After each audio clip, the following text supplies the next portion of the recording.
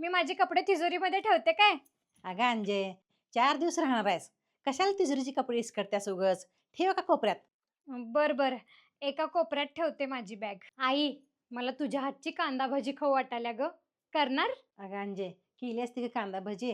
डाळीचं पीठ संपलंय ग. गिरण आहे घरात. कधी दळून घेऊ बाई, वैताग आलाय माझं मग. ए आई, माझं पार्सल आलंय आणि मला 2,000 रुपये लागणार आहेत, दे की जरा. अगं अंजे, 1 रुपया नाही माझ्यापाशी. घरातलं सगळं बघून बघून आमचा मासनी फुरं झालं या. तुला कुठलं पैसे देऊ? माग की तुझ्या नवऱ्याकडं. मस्त आहेत त्यांच्याकडे पैसे. बर बर आई. हॅलो, हा बोला की. काय तब्येत बिघडल्या सासूबाईंची? सासूबाईंना सांगा काहीच कामं करू नका. जे काही कपडे बिपडे असतील ना ते सगळे मी आल्यावर धुवून टाकते. एकत्र गोळा करून ठेवा. बरोबर. आणि सासूबाईंची काळजी घ्या, मी लवकरच येते.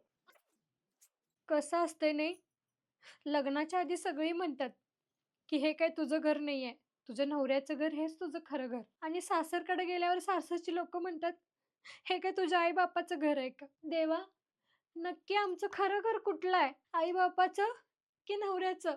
आई वडिलांच्या घरी मुलीला लक्ष्मी म्हणलं जातं.